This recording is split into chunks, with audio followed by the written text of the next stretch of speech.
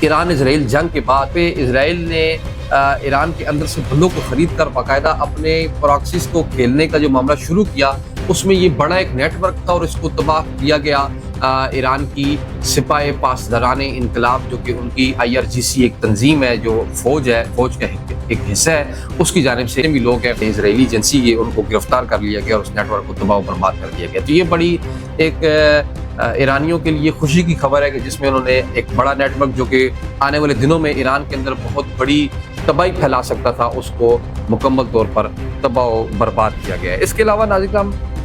جو انتہائی اہم خبر یہ ہے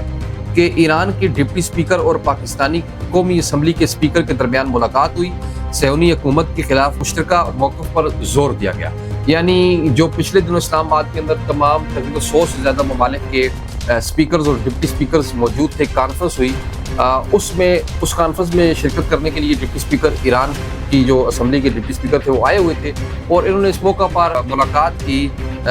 پاکستان کی قومی اسمبلی کے اسپیکر کے ساتھ، اور ایاز صادق کے ساتھ ملاقات میں ایرانی ڈپٹی اسپیکر کا کہنا تھا کہ آپ ہمارے اسرائیل کا جو موقف ہے اور فلسطینی جو موقف ہم رکھتے ہیں اس میں ہمارے ساتھ کھڑے ہوں، اور ہم آپ کو پہلے بھی اپریشیٹ کرتے ہیں کہ آپ نے ایران اسرائیل جنگ میں جو 12 روزہ جنگ ہوئی جس میں ہمیں فتح ہوئی اور اسرائیل کو شکست ہوئی، اس میں آپ پاکستانی قوم کا، پاکستانی حکومت کا ہم شکریہ ادا کرتے ہیں کہ انہوں نے ہمارا ساتھ دیا، ہمارے لیے دعائیں کی۔